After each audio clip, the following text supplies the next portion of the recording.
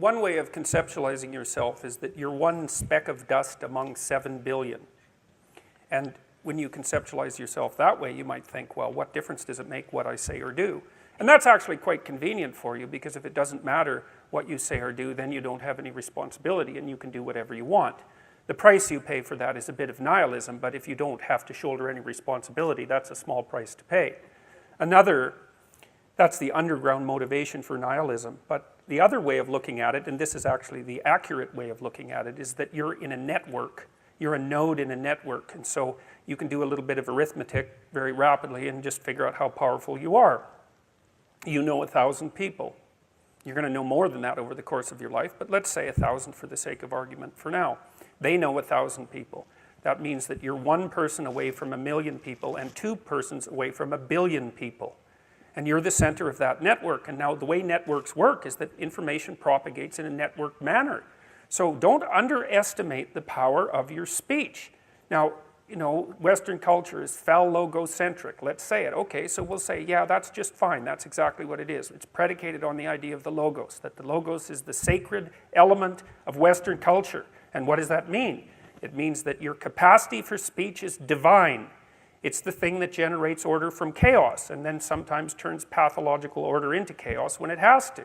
Don't underestimate the power of truth. There's nothing more powerful. Now, in order to speak what you might regard as the truth, you have to let go of the outcome.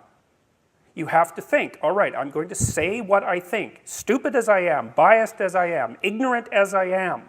I'm going to state what I think as clearly as I can, and I'm going to live with the consequences no matter what they are. Now, the reason you think that, that's an element of faith. The idea is that nothing brings a better world into being than the stated truth.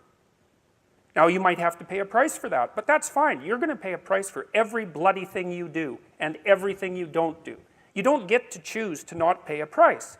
You get to choose which poison you're going to take. That's it. So if you're going to stand up for something, stand up for your truth. It'll shape you because people will respond and object and tell you why you're a fool and a biased moron and why you're ignorant. And then if you listen to them, you'll be just that much less like that the next time you say something. And if you do that for 5 years, you'll be so damn tough and articulate and able to communicate and withstand pressure that you won't even recognize yourself. And then you'll be a force to contend with.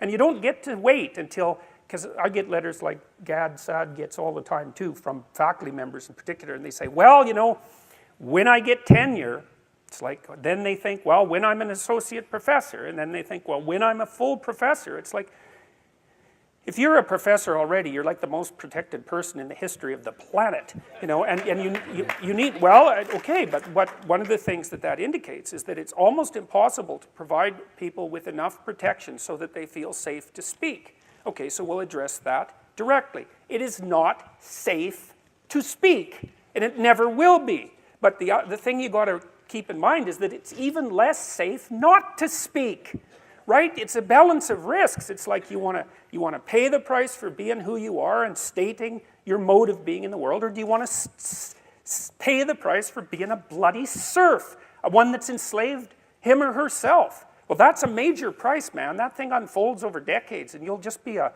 miserable worm at the end of about 20 years of that, right? No self-respect, no power, no ability to voice your opinions, nothing left but resentment because everyone's against you, because of course you've never stood up for yourself.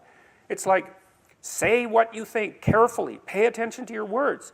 The price is, it's a price you want to pay if you are willing to believe that truth is the cornerstone of society. And in the most real sense, if you're willing to take that leap, then tell the truth and see what happens. And nothing better could possibly happen to you. There'll be ups and downs, and there'll be pushback, and there'll be controversy and all of that, but it doesn't matter. The truth is what makes the world, the truth is what redeems the world from hell, and that's the truth.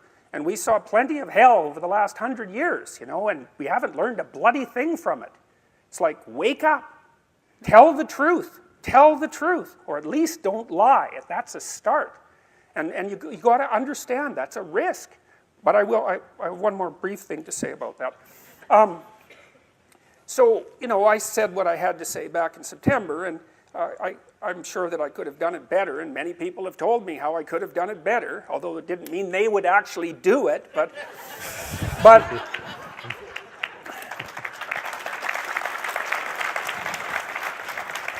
and you know, my job was at risk, serious risk, for about 2 months, and it destabilized my family, who've been very brave about this, so like, thumbs up to them, man. They've just stood by me.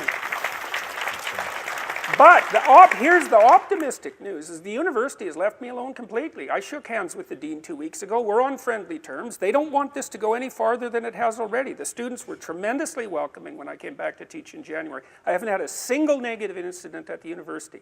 And I've received thousands of letters from people all over the world, all of which have been in support. I've received 2 negative letters. That's it. 2. So the people have an inchoate longing to have the sort of thing that we're talking about articulated. And so don't be thinking you're alone. It's just that people can't talk, they're afraid to talk, or they don't know what to say. And those are real problems. So if you're reasonably articulate, like, start talking and sharpen yourself up. I mean, the enemy is a cloud. They're a cloud of gnats. They're only courageous in groups. They're only courageous in mobs. If you stand your ground and don't apologize and articulate things properly, they'll disperse around you like they're not even there. So most of it's illusion. So don't be afraid, but be afraid of the right thing. And the right thing you should be afraid of is not saying what you say, because that's the same as not being. And here you are, suffering away. You might as well be at the same time. At least then there's something to you.